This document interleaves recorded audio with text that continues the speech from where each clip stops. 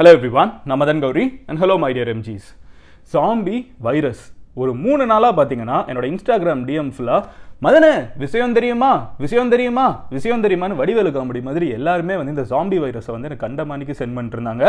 ஏதோ ஒரு பிபிசியில் ஜாம்பி வைரஸை பற்றி ஒரு போஸ்ட் போட்டிருந்தா கூட கீழே மதன் கௌரியை டேக் பண்ணி அதுக்கு கீழே கமெண்ட்ல டிஸ்கஷன் தலைவன் வீடியோ போட போறான்னு எனக்கு பீதியாக ஆரம்பிச்சிருச்சு. என்னடா ஊரே வந்து ஜாம்பிங்கிறாங்க, வைரஸுங்கிறாங்க, கோவிட் மாதிரி மறுபடியும் ஏதாவது வந்துருச்சான்னு சொல்லி பதட்டத்தில் நானும் வந்து வேகமாக என்னதான் இந்த ஜாம்பி வைரஸ்னு தேடி பார்த்தா சம்பவம் தாங்க.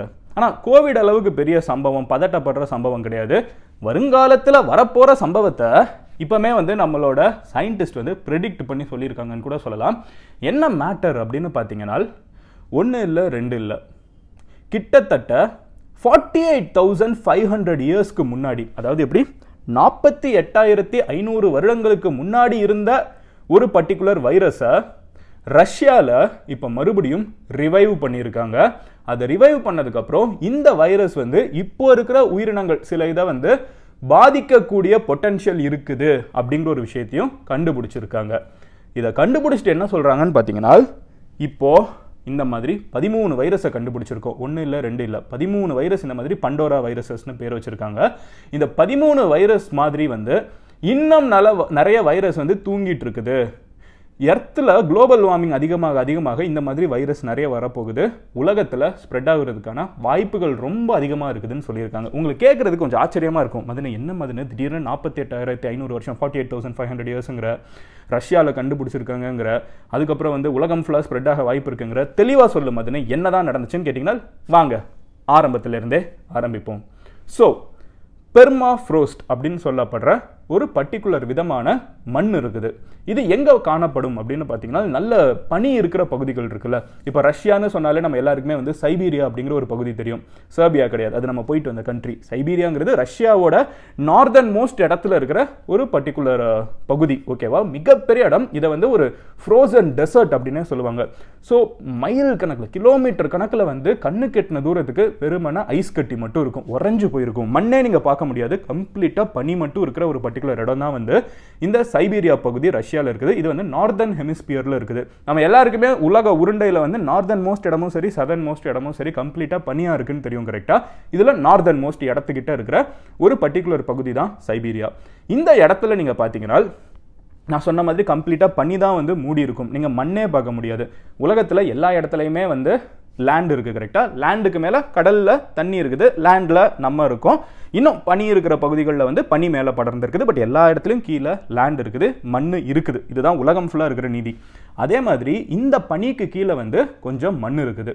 இந்த மண்ணை தான் வந்து நம்ம பெர்மாஃப்ராஸ்ட்னு சொல்கிறோம். உறைஞ்சு போன மண்ணை தான் வந்து நம்ம பெர்மாஃப்ராஸ்ட் அப்படின்னு சொல்லுவோம். பெர்மனன்ட்லி ஃப்ரோசன் மட் சாயில், இதுதான் வந்து பெர்மாஃப்ராஸ்ட். இது வந்து எத்தனை வருஷமாக உறைஞ்சு போயிருக்குதுன்னு பார்த்தீங்கன்னா மில்லியன்ஸ் ஆஃப் இயர்ஸாக. அதாவது முதல்ல ஐஸ் ஏஜ்னு ஒரு படம்லாம் நம்ம ஊரில் வந்து அனிமேஷன் படம் வரும்ல, எப்படி ஐஸ் ஏஜ் இருந்தப்போ மெமோத்தலாக இருந்துச்சுன்னு சொல்லுவாங்களே, யானை மாதிரியே ஒரு பெரிய அனிமல் முடியாக இருக்கும். அந்த மாதிரி அனிமல்ஸ் இருந்த ஒரு காலகட்டத்தில் இருந்த ஒரு பர்டிகுலர் ஊர் வந்து மண் வந்து கம்ப்ளீட்டாக உறைஞ்சு போயிருக்குது. ஸோ மில்லியன்ஸ் ஆஃப் இயர்ஸாக வந்து உறைஞ்சு போன மண்ணை வந்து பெர்மாஃப்ராஸ்ட்னு சொல்லுவாங்க. இப்போ கூட உறைஞ்சு போயிருந்துச்சுன்னா பெர்மாஃப்ராஸ்ட்னு சொல்லுவாங்க. பட் அந்த மண்ணுக்கு வந்து அவ்வளோ வருஷமாக உறைஞ்சு போயிருக்கிறதுக்கான தகுதி இருக்குது.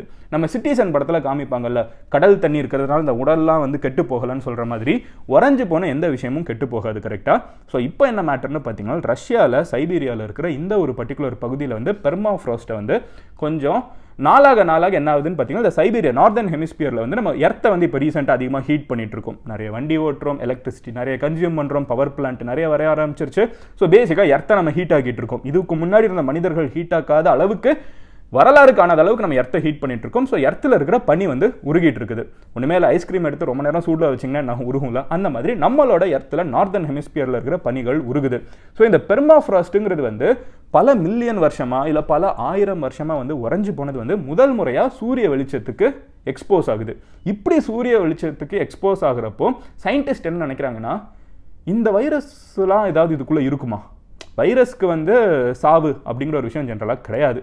ஸோ இப்போது இந்த வைரஸை வந்து நம்ம ரீஆக்டிவேட் பண்ண முடியுமா இது வந்து சூரிய வெளிச்சம் படுறதுனால அத்தனை மில்லியன் வருஷத்துக்கு முன்னாடி இருந்த வைரஸ்ல மறுபடியும் உயிர்ப்பிச்சு வர வாய்ப்பு இருக்கா அப்படிங்கிற ஒரு பர்டிகுலர் விஷயத்தை சயின்டிஸ்ட் வந்து ஸ்டடி பண்றதுக்கு என்ன பண்றாங்கன்னு பாத்தீங்கன்னா, ஸோ சயின்டிஸ்ட் வந்து பிளான் பண்ணி, இது வந்து யதார்த்தமா நடந்த ஒரு விஷயம் கிடையாது. ஸோ சயின்டிஸ்ட் வந்து பிளான் பண்ணி ரஷ்யாவில் இருக்கிற சைபீரியா பகுதியில் கொஞ்சம் பெர்மாஃப்ரோஸ்ட் எடுக்கிறாங்க, அதாவது உறைந்து போன மண்ணை வந்து எடுக்கிறாங்க. எடுத்துட்டு என்ன பண்றாங்கன்னு பாத்தீங்கன்னா, ரொம்ப பெரிய காம்ப்ளிகேட்டடான எக்ஸ்பெரிமெண்ட்லாம் கிடையாது. அதுக்கு ஒரு சரியான கண்டிஷன், சூரிய வெளிச்சம், அதுக்குன்னு தேவையான சரௌண்டிங் எல்லாத்தையும் கொடுத்துட்டு சும்மா வச்சு பார்க்குறாங்க.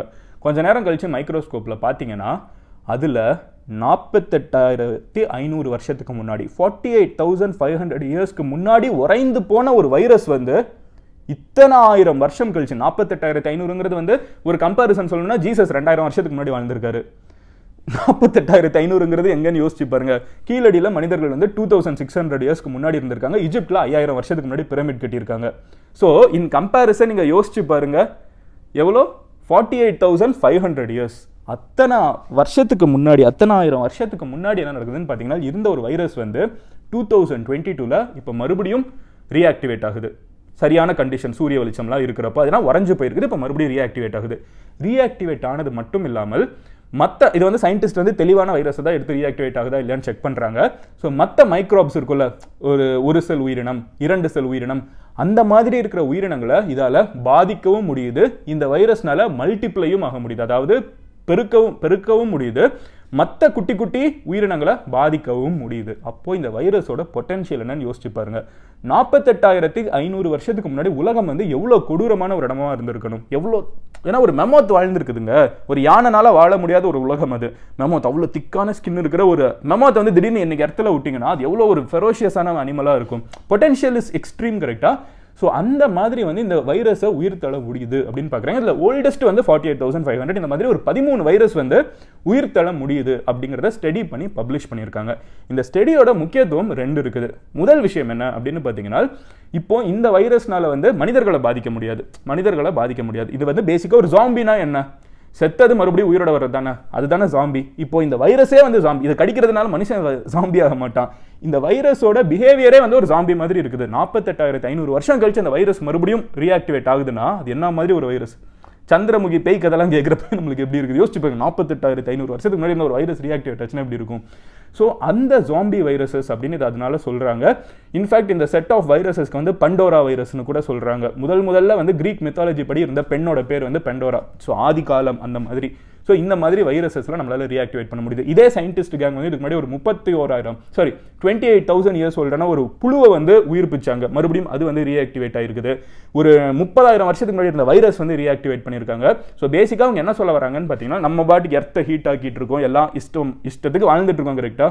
இப்படி எர்த்தை ஹீட் ஆக்கிட்டு இருக்கப்போ நார்த்தன் ஹெமிஸ்பியர்ல இந்த மாதிரி பெர்மாஃப்ரோஸ்ட் வந்து கொஞ்சம் கொஞ்சமா சன்னுக்கு எக்ஸ்போஸ் ஆக ஆரம்பிக்குது. இத்தனை வருஷமா உறைஞ்சிருந்தது வந்து நம்ம எர்த்தை சூடு பண்றதுனால அந்த பனியெல்லாம் உருகி இந்த மண் வந்து, இந்த பெர்மாஃப்ரோஸ்ட் அப்படின்னு உறைந்து போன மண் வந்து எத்தனையோ 1000 வருஷம் கழிச்சு, சில இடங்கள்ல மில்லியன்ஸ் ஆஃப் வருஷம் கழிச்சு மறுபடியும் உலகத்துக்கு இன்னைக்கு இருக்கிற அட்மாஸ்பியருக்கு எக்ஸ்போஸ் ஆகுறப்போ அத்தனை வருஷத்துக்கு முன்னாடி இருந்த வைரஸ், இந்த மாதிரி வைரஸ் எல்லாம் வந்து மறுபடியும் உயிர்ப்பிச்சு உலகத்தில் பரவ வாய்ப்பு இருக்குது. இப்போ நாங்கள் உருவாக்குறது வந்து ஒரு சேஃபான ஒரு வைரஸ். இது வந்து மக்களுக்குள்ள பெருசாக பரவாது.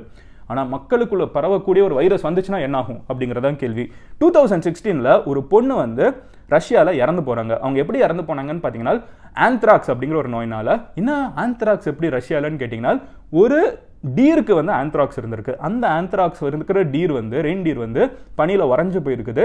அந்த பனியில் உறைஞ்சு போன ரெயின்டீர் வந்து ஒரு 10 வருஷம் கழிச்சு அந்த வைரஸை வந்து, அந்த ஒரு கிருமியை வந்து இந்த குழந்தைக்கு கொடுக்குது. இந்த குழந்தை இறந்து போகுது. ஸோ பேசிக்காக புரியுதா, இந்த பனி, இந்த பெர்மாஃப்ரோஸ்ட் இதெல்லாமே வந்து ஒரு ஃப்ரீசர் மாதிரி எல்லா கெட்ட விஷயத்தையும் ஹோல்டு பண்ணிருந்தது. சூரிய வெளிச்சம் படுறப்ப மறுபடியும் ரீஇக்னைட் பண்ணி விடுது. இதுதான் பேசிக்கான மேட்டர். ஸோ இந்த சயின்டிஸ்ட் டீம் வந்து பார்த்து இருந்துக்கோங்க, எர்த்தை ஹீட் பண்ணாதீங்க. அதே நேரத்தில் இந்த மாதிரி பெர்மாஃப்ரோஸ்ட்ல இருக்கிற வைரஸை பற்றின ரிசர்ச் அதிகமாக தேவை. இது ஓகே, நாங்கள் ஹேண்டில் பண்ணிடுவோம், ஆனால் பெருசாக ஒன்று இருந்துச்சுன்னா நீங்கள் தாங்குவீங்களா அப்படிங்கிற ஒரு விஷயத்த சொல்லியிருக்காங்க. இதுதான் பேசிக்கா இந்த ஜாம்பி வைரஸ் அப்படிங்கிற ஒரு மேட்டர். இப்போதைக்கு பதட்டப்பட தேவையில்லை. The whole point of this video are the whole point of this research is எர்த்தை சூடு பண்ணுறதை கம்மியாக்குங்க. இந்த மாதிரி பெர்மாஃப்ரோஸ்ட்லேருந்து புது வைரஸ் வர வாய்ப்பு இருக்குது. ஸோ ஒரு சைடு சயின்டிஸ்டெல்லாம் இந்த வைரஸ்லாம் என்ன, எது உலகத்துக்குள்ளே பரவுன்னு ஸ்டடி பண்ணிட்டு இருந்தாலும், இன்னொரு சைடு நம்ம ஹைஜீனு, நம்ம வந்து துரிதமாக இருக்கிறத வந்து நம்ம பார்த்துட்டு இருப்போங்கிறது தான் பேசிக்கான மேட்ரு. இந்த வீடியோ முடிகிறப்ப நான் உங்ககிட்ட கேட்கணும்னு நினைக்கிறது என்னன்னு பார்த்தீங்கன்னா, அஃப்கோர்ஸ் இது ஒரு ஹைப்போதட்டிக்கலான ஒரு கொஸ்டின் தான், நடக்காதுன்னு எனக்கு தெரியும். இருந்தாலும் டைம் ட்ராவலர் மாதிரி ஒரு விஷயம் கேட்குறேன். கண்டிப்பாக 2019 அடுத்த 2 வருஷத்துக்கு எல்லாரும் வீட்டில் தான் உட்கார போறீங்கன்னு எவனாவது சொன்னால் நம்ம பைத்தியக்காரன் தான் நினச்சிருப்போம். ஆனால் தான் உட்காந்துட்டு இருந்தோம். ஸோ இருந்தாலும் ஹைப்போதட்டிக்கலாக இது நடக்காதுன்னு தெரிஞ்சாலும் கேட்குறேன். நீங்கள் நடக்குமான்னு சொல்லுங்களேன், எவ்வளோ பேர் சொல்கிறீங்கன்னு பார்ப்போம். இந்த ஜாம்பி வைரஸ் வந்து வேற ஏதாவது மனிதர்களை தாக்கக்கூடிய மாதிரி ஒரு வைரஸ் வந்து ஆட்டோமேட்டிக்காக சூரிய வெளிச்சத்தில் ரிவைவ் ஆக வாய்ப்பு இருக்குன்னு நினைக்கிறீங்களா? இருக்குதுன்னு நினச்சிங்கன்னா எஸ்ன்னு சொல்லுங்க. இல்லை மதன் அப்படிலாம் இல்லைன்னு சொன்னீங்கன்னா அதெல்லாம் இருக்காது மதன் சொல்லி நோ சொல்லுங்க. கமெண்ட்ல எது எஸ் அதிகமாக வருதா நோ அதிகமாக வருதா நம்ம பார்ப்போம். நாளைக்கு நான் உங்களோட வீடியோவில் பார்க்குறேன். இந்த மாதிரி வேற ஏதாவது இன்ட்ரெஸ்டிங்கான டாபிக்ஸ் நீங்கள் என்கிட்ட சொல்லுன்னு நினச்சிங்கன்னா இன்ஸ்டாகிராமில் டிஎம் பண்ணலாம், ட்விட்டரில் எனக்கு கமெண்ட் பண்ணலாம். 2 இடத்துலையுமே மதன் கௌரின்னு சர்ச் பண்ணுங்க. என்னோட பர்சனல் ப்ரொஃபைல் வெரிஃபைடாக வரும். ஸோ அங்கே வந்து என்னை ஃபாலோ பண்ணுங்க. நாளைக்கு நான் உங்களோட வீடியோவில் பார்க்குறேன். இந்த மேட்டர் உங்கள் ஃப்ரெண்ட்ஸ் கேங்கில் யாராவது பதறிட்டு ஐயோ ஜாம்பி வைரஸ் இருந்தாங்க கிளாரிஃபை பண்ணுங்க. என்ன மேட்டர்னு வதந்தியை பரப்ப வேணாம், கரெக்டான இன்ஃபர்மேஷனை பரப்புவோம். Love you all, take care, bye, cheers.